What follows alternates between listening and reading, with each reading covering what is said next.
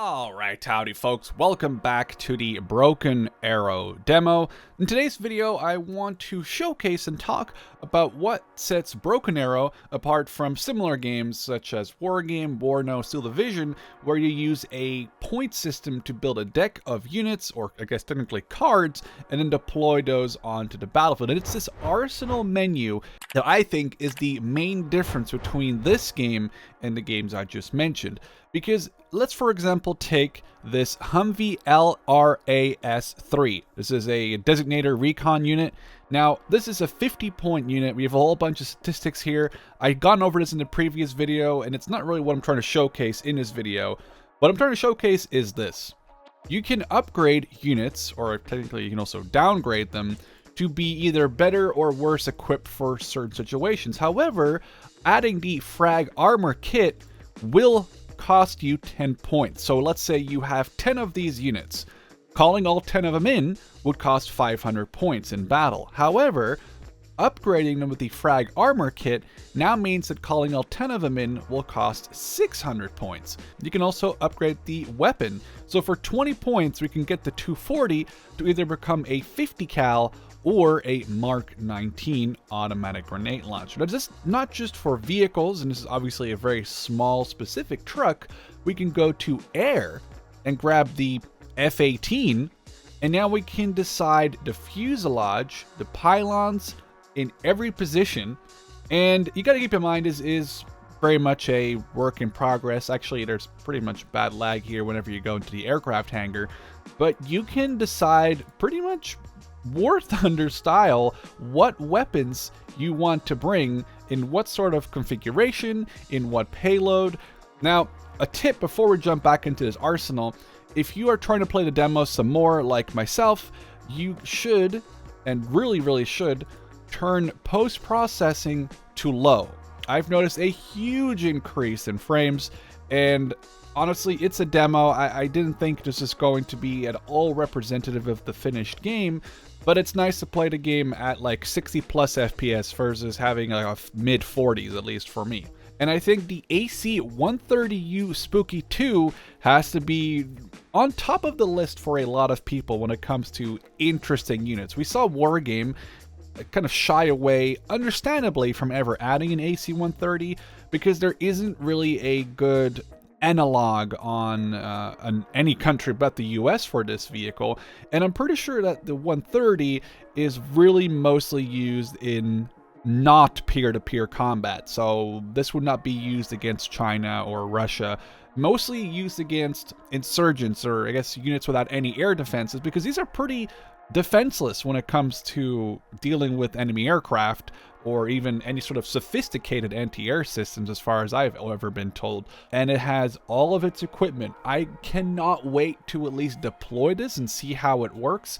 I think it'll be a very interesting unit, though the second you deploy this, if you're playing against a human, they are going to 1000% deploy multiple air superiority fighters to try and knock you out of the sky. Interesting is the point cost is only 150, comparing that to, say, the 450 of an A10, though these are very much probably work in progress and not the final point cost. Maybe the devs are also aware that this is more of a meme and it's cool to add to the game, but it might not be as useful in anything else but PvE. The B1 Lancer, which is super awesome, we can actually manage its loadout. Oh, whoa, 2,000 points for a tactical nuke, which confirms that there are tactical nukes in the game, much like World in Conflict, but for 2,000 points, oh, 2,200 points, I guess, you are risking flying this in and it getting shot down before it can drop its payload, whereas in World in Conflict, you would just call it in and it wouldn't be able to get shot down. Interesting, it actually has 2 tactical nukes. For the same points, you can get 24 JASMs, so you get 24 cruise missiles. There's a lot of stuff to unpack here. I don't want to make this entire video about going through every single vehicle or unit in the arsenal. This would be a 5-hour video. I could talk about every unit maybe not always 100% accurate, but I could talk about every unit forever, and even very long-range AA like the Patriot Pack 2 and Pack 3 systems in the game, with, again, different weapon systems. We can go up to 16 missiles. It's really cool that it actually changes the visual look of the unit. With, I don't really think spending points on the self-defense system makes any sense unless you're really terrified of enemy flanking your AA units and even getting a little bit better armor, but it's not probably worth spending the extra points, considering you're already spending 400 points if you want to get the extra missiles. But it might be worth it if you prefer having less units but with higher ammo count, so you have to do less micro with ammunition. Of course, a quick look at the US units in the game has to include a look at the Abrams. This is the M1A1 FEP. We can upgrade it with the Arat or Arat armor package. Just gives it a little bit more protection, but it does make your unit cost a little bit more. I'm not sure if upgrading your units means that you also get less availability per card. Say you get 10 without this upgrade for a card, or you only get 8 with the upgrade. I'm not sure, they haven't really discussed that. It's technically a possibility, so not only are you going to be paying more per unit, but you may also have less per unit or per card. It's a possibility. They haven't confirmed that. That's just me kind of spitballing while I'm scrolling through this, because it is an interesting question. A look at the Stryker MGS with the SRAT-2 reactive armor. Now, I don't think the Stryker itself is amphibious, but they did mention that if you have a BTR and you do put reactive armor on it, the cage will prevent it from being amphibious. So you also have to make those decisions. You're not only adding armor and adding cost, you're also potentially taking away abilities of units such as its amphibious capability. For infantry, we sadly have not been given any ability to change out their weapons, and I'm not sure if there will be any abilities to change their weapons or their optics. I wouldn't be surprised, but currently none of the American units are capable of doing so. This weapon squad is terrifying, however. 7 assault rifles, 2 240Ls, and 2 javelins. We haven't seen a javelin in action in the actual demo, but they did showcase the sort of demo mission a while back on YouTube, like in a 40-minute video, and the javelins in there seemed pretty deadly. If you just want a small javelin team, you can get them as well, though I'm not really sure what sense this makes, considering this squad is bigger and also has machine guns. So maybe again, the pricing is all very much a work in progress. Of course, a quick look at the Recon tab. There's a lot of interesting units in here, but I think the one that a lot of people were interested in previous videos were some of these unmanned UAVs. And yes, you can add missiles or better optics to them. It just depends on how much you're willing to spend. Here, we now have 8 Hellfires on this Reaper, but technically, I guess you could opt to not bring any. And I'm sure that eventually will allow you to take these off as well, making this a 100-point pure scout unit. Though if you like adding some spice to your scout, 8 Hellfires is a lot. For some reason, we took a look at the American equipment from bottom to top. Let's take a look at the Russian equipment from top to bottom. So the Recon tab, we have 3 different types of UAVs, and like I said pretty much earlier, these all have, again, different pylon settings, different options, and finally I can show you the optics package. So what's important here is that you can upgrade the optics, which changes the spotting, distance, range, capabilities in general of more often Recon vehicles. So if you want your Recon to actually be better at Recon, it might make more sense to go for these very good optics.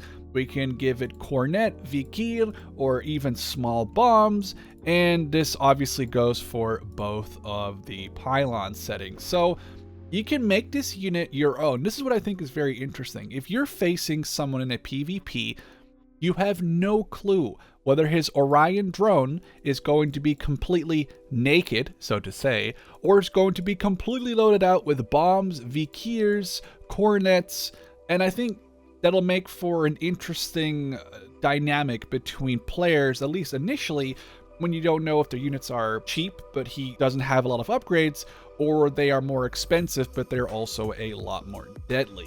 Perhaps a closer look at some of the infantry models. Here we have the Spetsnaz Gru with 3 rocket launchers, 2 SVDSs, 2 grenade launchers, and 5 AK-74s.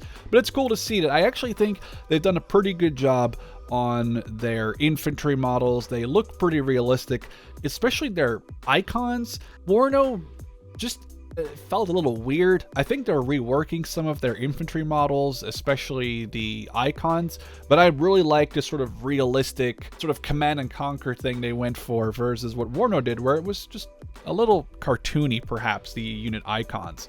Interesting to note is that there are quite a few different infantry units for the Russians currently in the demo, and the Rezervisti are actually equipped with a lot of older equipment, not just weapon-wise, also equipment and uniform wise. So you can compare this older loadout with what they're wearing to the modern Desantniki or VDV. I'm sure we've seen footage from the recent conflict, and these guys are pretty accurately modeled, and it's cool to see that not only their weapons are different, but also their uniforms, their general look is different as well. Motostrelki are sort of that middle ground between modern VDV and Rezervisti.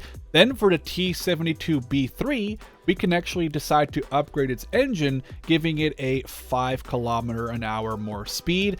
Whether this is worth it to you for 10 points per unit is obviously a decision you have to make, but it's interesting to see. Then we can also decide to upgrade it to a B3M OBR-16, one with Arena APS to intercept incoming projectiles, or an OBR-16 with Arena APS. And this is just a single vehicle. Looking at the T-80BV, we can actually decide the unit's variant, the standard BV, the BVM-217, the 218, or the 218 Plus. It's very interesting just to have the ability to have a single T-80 turn into 4 different ones. But if you compare that to the Arena or the T-72B3, you have 5 variants, and you can also then decide on each variant if you want the engine upgrade or not, which again leads to a lot of potential variety.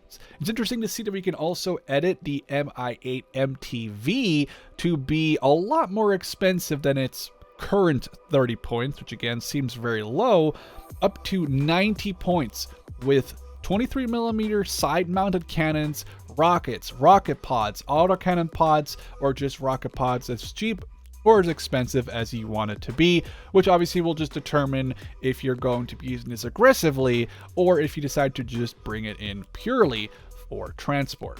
Here we have the Russian air tab with the Tu-95 in the hangar, the Bear. Sadly, there's no unit card, so we can't really see what it potentially may carry, but seeing as there is tactical nukes in the game, I wouldn't be surprised if the Tu-95 would be one of the planes to deploy it in battle. The Tu-160, which is a huge plane again, actually reminds me of the B-1 Lancer a lot, and we have a 9,000 kilo, 2 of them, 9,000 kilo fuel air bombs. We also have cruise missiles in different versions with different statistics. During the demo, we saw this IL-76MD deploying paratroopers. Now, I am really excited to be able to try this out. I assume that you can get BMDs, which are the air transportable BMP versions, mount them up in this, potentially with paratroopers alongside, and then airdrop a large amount of forces either behind enemy lines or on the front lines. I'm sure the Americans will have C-17s or C-130s to have the equivalent to this for the Russians, but there's a lot of potential for this to be very interesting, where you maybe take the risk to do what I guess in Wargame would be called a heli rush. Imagine you don't heli rush, you IL-76 or C-130 rush, where you deploy a whole bunch of airborne mounted troops to try and hold an initial front line, and then hope that that sort of stuns your enemy long enough where you can start and set up defenses somewhere. I have a lot of questions when I look at this stuff, and I'm like wondering, how is it going to work? Can we mount these vehicles up? Can they land? I am super excited to get my hands onto some more Broken Arrow, any sort of gameplay in the future. I'm really excited for this scenario editor, which should be a great addition and allow people to kind of just make their own campaigns and own scenarios. And of course, hopefully down the line, we'll be getting some more nations as well. It's always nice to just have a little bit more stuff to do. For now, I hope you guys enjoyed just a quick look at the Broken Arrow arsenal with my thoughts on the game currently and some of the units. I hope you enjoyed this video, and I'll catch you in the next one.